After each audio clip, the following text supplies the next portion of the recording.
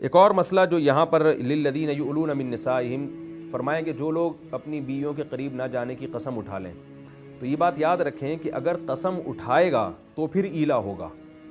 اگر کوئی ویسے ہی بیوی کے قریب ناراضی کی وجہ سے نہیں جاتا تو 4 مہینے کیا 4 سال تک بھی نہیں جائے گا تو طلاق واقع نہیں ہوگی۔ بہت سے لوگ اس غلطی میں مبتلا ہو جاتے ہیں کہ شوہر جو ہے امریکہ میں ہے، بیوی اس کی پاکستان میں ہے، تو 1 سال سے ملاقات نہیں ہوئی بیوی سے، تو کہیں طلاق تو نہیں ہو گئی؟ تو ایسے طلاق واقع نہیں ہوتی۔ ہاں قسم اٹھائی ہو کہ میں بیوی سے نہیں ملوں گا، میں اس سے ملاقات نہیں کروں گا یا اس سے ہم بستری نہیں کروں گا، ملاقات کے لفظ یا میٹنگ کے لفظ یا اس طرح کے کوئی بھی الفاظ ہوں، تو پھر قسم اٹھا کے اگر ہوں تو پھر 4 مہینے کے بعد طلاق واقع ہو جاتی ہے۔ لیکن اگر ویسے ہی نہ ملے تو طلاق واقع نہیں ہوتی۔ باقی یہ کہ زوجہ سے بلا وجہ دور رہنا، اس سے ہم بستری نہ کرنا، یہ بیوی کی اجازت کے بغیر جائز نہیں ہے۔ علماء نے بیان کیا کہ کم از کم 4 مہینے میں 1 مرتبہ دیانتاً اپنی زوجہ کے قریب جانا لازم ہے۔ اس سے زیادہ اگر آپ دور رہنا چاہتے ہیں تو عورت سے اجازت لینی پڑے گی، اور اس بات کا بھی آپ کو اطمینان ہونا چاہیے کہ بیوی کے کسی گناہ میں پڑنے کا خطرہ نہ ہو۔ اور آگے اللہ تعالیٰ نے طلاق یافتہ عورت کی عدت بیان کی ہے۔ 2 قسم کی عدتیں ہوتی ہیں عورت کے اوپر، ایک شوہر کے مرنے کے بعد وہ 4 مہینے 10 دن ہے، اور ایک طلاق کے بعد وہ ہے 3 حیض۔ لیکن اگر عورت کو حمل ہو تو پھر جب تک بچے کی ولادت نہیں ہوتی اس وقت تک عدت پوری نہیں ہوتی،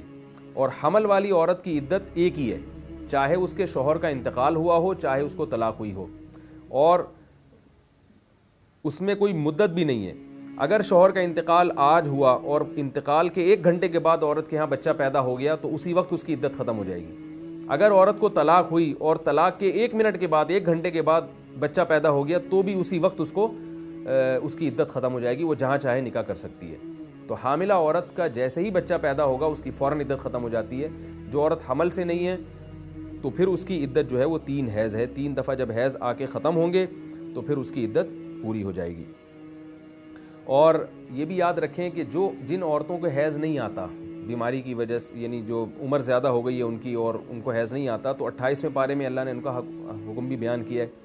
کہ واللائی لم یحزن، کہ جن عورتوں کو حیض آیا ہی نہیں ہے، ابھی تک آنا ہی نہیں شروع ہوا حالانکہ وہ عمر ہو گئی ان کی، یا جن کی عمر زیادہ ہو گئی حیض آنا بند ہو گیا، تو ان کی عدت کیا ہے؟ فعدتہن 3 اشہر۔ 28ویں پارے میں اللہ نے بیان کیا سورۃ طلاق میں کہ ان کی عدت پھر 3 مہینے ہے، تو وہ 3 مہینے انتظار کریں گی۔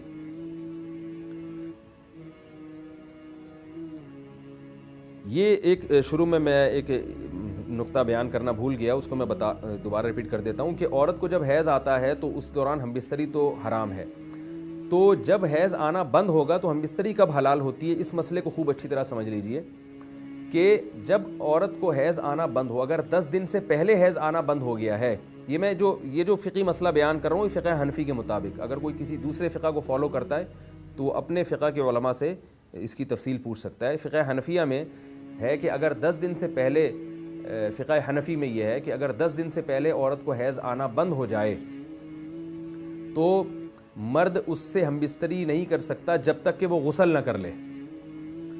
اس کے دلیل قرآن کی اسی آیت سے ہے۔ میں اگر اس آیت میں جاؤں گا تو پھر وقت بہت زیادہ صرف ہو جائے گا، تو میں سمجھتا ہوں عوام کو اتنی پیچیدگیوں میں جانے کی ضرورت نہیں ہے۔ آپ وقت پڑھنے پر اپنے قریب کے جو بھی عالم جن پر آپ کو اعتماد ہو ان سے آپ مسئلے کی ڈیٹیل پوچھ سکتے ہیں۔ تو میں صرف فقہ حنفی کی روشنی میں جو مسئلہ ہے وہ آپ کے سامنے بیان کر رہا ہوں، اور اس کی دلائل کیا ہیں وہ بھی قرآن کی ان آیات میں اشارے ہیں، کچھ روایات ہیں، تو وہ اگر ضرورت پڑی یا کسی لوگوں نے پوچھا یا مجھ سے سوال کیا گیا اس بارے میں تو میں انشاءاللہ پھر اس کی ڈیٹیل بیان کر دوں گا۔ تو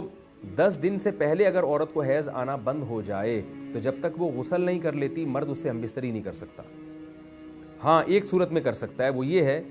کہ عورت کو حیض آنا بند ہوا اور پوری ایک نماز کا وقت گزر گیا، تو چونکہ شریعت نے ایک نماز اس کے اوپر واجب کر دی، تو نماز واجب کرنا اس کی علامت ہے کہ شریعت نے مان لیا کہ اس کو حیض آنا بند ہو گیا ہے۔ تو نماز کا وقت اگر گزر جائے تو بھی پھر نماز کا وقت گزرنے کے بعد مرد اس سے ہم بستری کر سکتا ہے، چاہے اس نے نماز پڑھی ہو یا نہ پڑھی ہو، یہ ایک الگ بات ہے۔ وجہ اس کی یہ ہے کہ عورت کو جب حیض آنا بند ہوتا ہے تو 100% یقینی بات نہیں ہوتی، بلکہ اس کا امکان ہوتا ہے کہ دوبارہ اسپاٹنگ جو ہے وہ شروع نہ ہو جائے، تو اس لیے اس کا انتظار کیا جائے گا کہ حیض آنا بند ہو یا وہ غسل کر لے، اور غسل کر کے ہم اس پہ پاکی کا حکم لگا دیں۔ ہاں اگر 10 دن کے بعد حیض آنا بند ہوا ہے تو پھر فوراً ہم بستری عورت سے کی جا سکتی ہے۔ اور یہ بھی یاد رکھیے کہ جب عورت کو حیض آنا بند ہو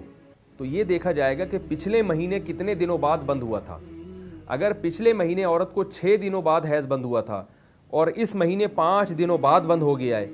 تو عورت غسل کر کے نماز تو شروع کر دے گی، مگر مرد کے لیے اس سے ہم بستری جائز نہیں ہے، بلکہ مرد کو 1 دن مزید انتظار کرنا پڑے گا، کیونکہ پچھلے دن اگر 6 دن آ کے بند ہوا تھا تو اس بات کا پورا امکان ہے کہ 5 دن کے بعد دوبارہ 1 دن اور آ جائے، تو اس امکان کی وجہ سے احتیاطاً مرد پر لازم ہوگا کہ وہ زوجہ سے ہم بستری نہ کرے۔ ہاں، نماز میں چونکہ احتیاط کے پہلو کو ترجیح دی جاتی ہے، لہذا غسل کر کے نماز شروع کر دے گی، مگر ہم بستری میں چونکہ اس بات کا امکان ہے کہ حیض دوبارہ آ سکتا ہے، اس کی وجہ کیا ہے کہ پچھلے مہینے اس کو جتنے دن آیا تھا تو اس مہینے بھی امکان ہے آنے کا، تو اس لیے اتنے ہی دنوں انتظار کیا جائے گا جتنے دنوں پچھلے مہینے اس کو حیض آیا تھا۔ پہلا مسئلہ تو اس آیت سے ہی پتہ چلا، قل هو اذن فاعتزلوا النساء فی المحیض، کہ حیض کے دوران ہم بستری حرام ہے۔ علماء نے لکھا ہے کہ اس پر اجماع ہے، کیونکہ قرآن مجید کی نص ہے اور اس کو حلال سمجھنے والا دائرہ اسلام سے خارج ہے، کیونکہ قرآن مجید کی آیت کا انکار ہے۔ باقی اگر کسی سے حیض کے دوران ہم بستری ہو گئی تو اس کا حکم کیا ہے، تو امام احمد بن حنبل رحمہ اللہ تعالیٰ کے نزدیک اس پر کچھ مخصوص رقم ہے کہ وہ صدقہ کرے، اور روایت میں اس کا ذکر ملتا ہے، لیکن دیگر فقہا کے نزدیک وہ استحبابی حکم ہے، واجبی حکم نہیں ہے۔ اصل حکم یہ ہے کہ اگر حیض کی حالت میں بیوی سے ہم بستری ہوئی تو کبیرہ گناہ کا ارتکاب ہوا، لہذا اللہ تعالیٰ سے گڑ گڑا کے سچی توبہ کرے، اور اگر کچھ رقم بطور کفارہ کے صدقہ کر دے تو یہ اور اچھی بات ہے۔ دوسرے ہمیں ایک بات یہ بھی پتہ چلی کہ اسلام طہارت اور صفائی کا مذہب ہے، کیونکہ ایام حیض میں عورت کو خون آتا ہے تو اللہ تعالیٰ نے اس دوران ہم بستری سے منع کیوں کیا، اس کی وجہ بیان کر دی، اس میں گندگی ہے، تو اللہ تعالیٰ معاشرے میں پاکیزگی چاہتے ہیں، طہارت چاہتے ہیں، اور صالح معاشرہ چاہتے ہیں کہ میرے بندے ایک صالح معاشرے کی تشکیل دیں۔ ہر وہ کام جس میں گندگی ہے اور ایک سلیم الطبع انسان کو جس کام سے گھن آتی ہے، اس کام سے اللہ نے منع کیا۔ اس سے یعنی اسلام کے اس حکم کی رعایت ہمیں دوسری چیزوں میں بھی کرنی چاہیے، صرف یہیں گندگی نہیں ہے، ہمیں گندگی اور بھی بہت ساری چیزوں میں نظر آتی ہے، لیکن ہم اس سے اوائڈ نہیں کرتے۔ تو اپنے گھروں کو صاف رکھنا، اپنے جسم کو پاک صاف رکھنا، اپنے گلی محلوں کو پاک صاف رکھنا، یہ بھی اسلام کا مزاج ہے جو ہمیں اس آیت سے سمجھ میں آ رہا ہے۔ یعنی اللہ تعالیٰ طہارت کو پسند کرتے ہیں، جیسے کہ آگے صاف لفظ میں فرمایا ان اللہ یحب التوابین، اللہ توبہ کرنے والوں کو، وہ یحب المتطہرین، اور خوب پاک صاف رہنے والوں کو پسند کرتے ہیں۔ تو متطہر جو ہے نا، یہ مبالغے کا صیغہ ہے، تطہر سے نکلا ہے، کیا مطلب بہت زیادہ طہارت کا اہتمام رکھنا، بہت زیادہ صفائی کا اہتمام رکھنا، ان لوگوں سے اللہ تعالیٰ محبت کرتے ہیں۔ تو اس میں رب بھی ہے، تواب کہتے ہیں گناہ سے توبہ کرنے والا، اور تطہر کہتے ہیں ظاہری نجاست سے اپنے آپ کو پاک کرنے والا۔ تو گناہ ایک باطنی گندگی ہے، اس باطنی گندگی سے طہارت کو توبہ کہا جاتا ہے، اور تطہر ایک ظاہری گندگی ہے، اس سے طہارت کو تطہر یا مطہر کہا جاتا ہے۔ تو اللہ تعالیٰ نے دونوں گندگیوں سے مسلمان کو بچنے کا حکم دیا کہ اعمال بھی گندے نہ رکھو، اور لباس، جسم اور دیگر اپنی جو جہاں تم رہتے ہو اور یہ جن چیزوں سے تمہیں واسطہ پڑتا ہے ان کو بھی زیادہ پاک اور صاف رکھو، کیونکہ اللہ تعالیٰ ایسے لوگوں سے محبت کرتے ہیں۔